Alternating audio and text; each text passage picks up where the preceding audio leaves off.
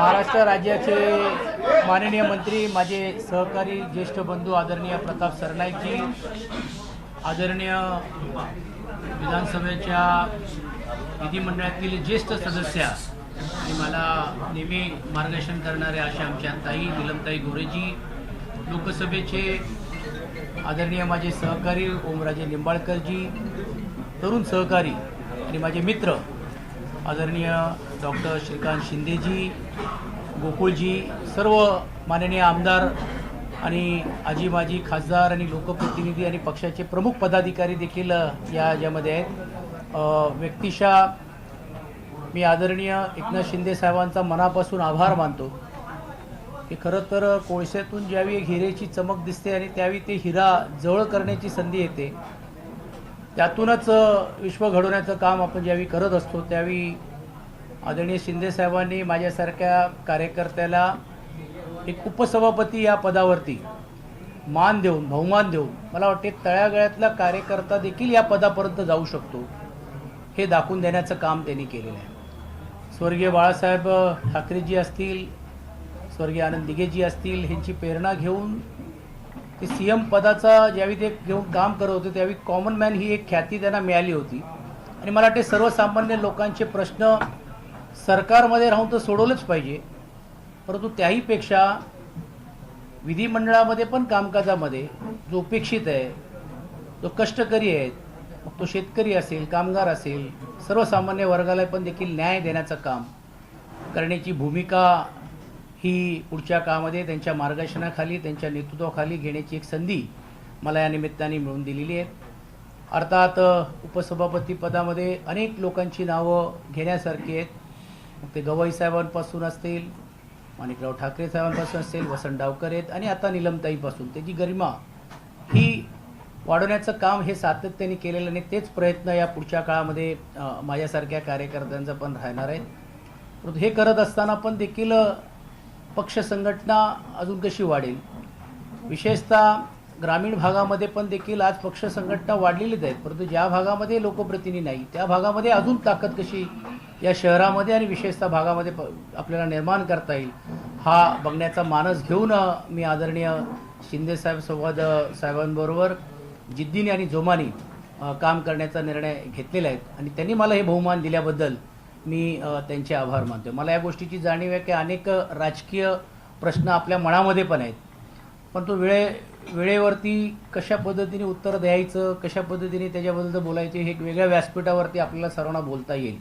ठीक आहे, आता काही टीका करतील, आरोप करतील, परंतु जोपर्यंत जसं शिंदे साहेबांनी सांगितलं की जोपर्यंत आम्ही बरोबर आहोत तोपर्यंत चांगले आहोत, आम्ही नाही आहोत तर मग ते कसे नालायक आहेत असा जो प्रयत्न काही लोकांच्या बद्दल होतो हे दुर्दैवी आहे। म्हणूनच मला असं वाटते की ते एका वेगळ्या व्यासपीठावरती ती भूमिका निश्चितपणे मी मांडीन। परत एकदा आपल्या सर्वांचं स्वागत, आभार आणि विशेषतः आदरणीय शिंदे साहेबांनी जी जबाबदारी दिलेली आहे पूर्ण ताकदीने ती मी निभवल्याशिवाय राहणार नाही हा आत्मविश्वास मी नाही।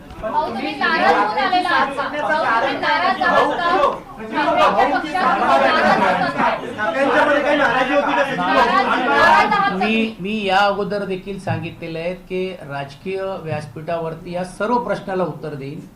आता पहिली प्रतिक्रिया तर येऊ दे, आता हळूहळू यायला लागलेली आहेत। कोण सांगतोय मी गट ठेव राहणार आहेत, कोण म्हणतोय की बा हे स्वार्थासाठी आलेत, कोण म्हणतो काय काय गोष्टी आहेत, तर ते वेगळ्या व्यासपीठावरती बोलता येईल। कारण ज्यावेळी आपल्याकडे लोक येतात त्यावेळी तुम्ही स्वार्थाचा विचार करत नाही, आपल्याकडे जातात तर स्वार्थासाठी विचार करतात। हे जी म्हणणारी जी ख्याती जी लोकांची ती मी बोलीन आणि वेळेवरती योग्य रीतीने योग्य उत्तर देईन।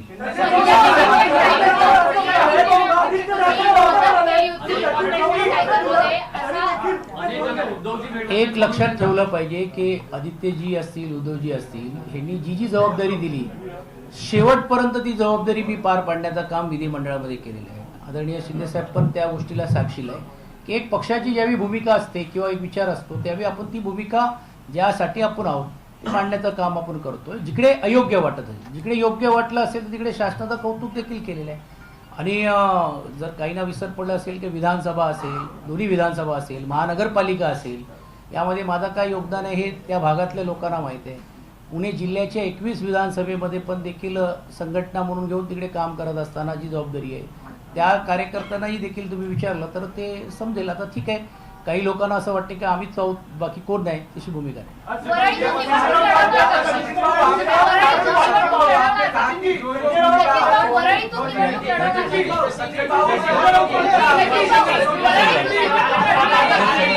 जे एकनाथ शिंदे साहेब जी जबाबदारी देतील ती जबाबदारी पूर्ण ताकदीने मी पार पाडणार.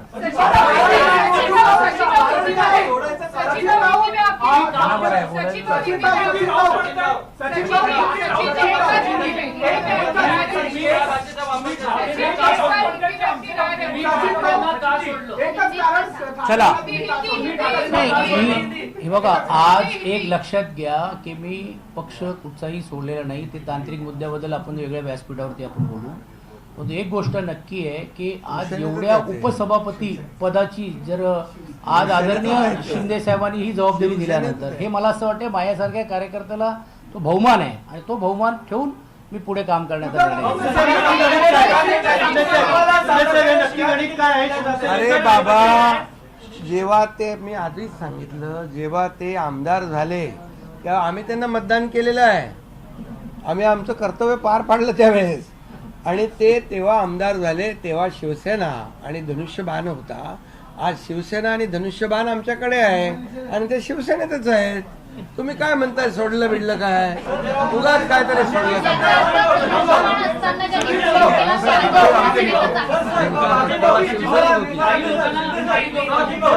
चला, धन्यवाद.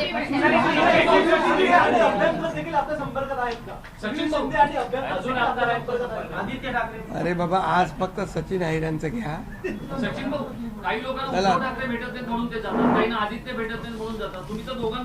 नाही, माझा असा काही अनुभव नाहीये. एक गोष्ट स्पष्ट मी सांगतोय. पण मी जसं सांगितल्याप्रमाणे स्वर्गीय बाळासाहेब ठाकरे यांचा विचार घेऊन ज्या पद्धतीने शिंदे साहेब काम करतायत तो आकर्षण आहेतच ना, कोणीच ना करताय. आणि हे माझ्या पुरता नाहीये.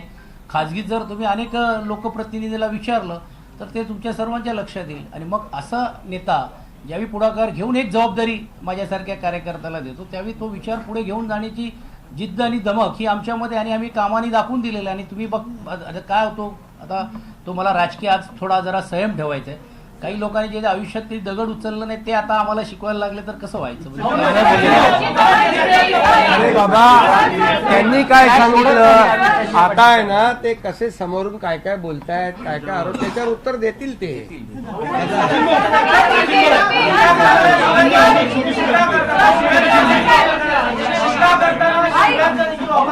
काय काय हे बोलले बघा, महाराष्ट्र पुरोगामी राज्य आहे. आपली संस्कृती वेगळी आहे. आपली शिव्यांची संस्कृती नाही. शिव्यांची लाखोली वाहण्याचं काम आता सुरू आहे. 6 खासदारांच्या मतदारसंघात जाऊन शिव्या घालण्याचं काम सुरू आहे. ते जेव्हा त्यांच्याबरोबर होते तेव्हा खूप चांगले होते. आता अगदी ताबडतोब ते 360 डिग्री वाईट झाले. त्यामुळे आपली ही संस्कृती नाही आहे, आपली परंपरा नाही आहे. ही महाराष्ट्र ही छत्रपती शिवाजी महाराजांची भूमी आहे, संतांची भूमी आहे. त्यामुळे अशा शिव्या देणाऱ्या लोकांना जनता धडा शिकवल्याशिवाय राहणार नाही.